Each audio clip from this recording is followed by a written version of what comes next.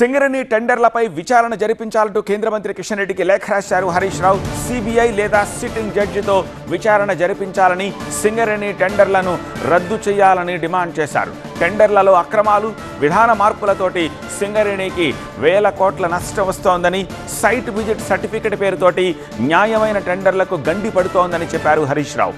సౌర విద్యుత్ ప్రాజెక్టుల్లో 500 కోట్లకు పైగా నష్టం జరిగిందంటున్నారు ఆయన.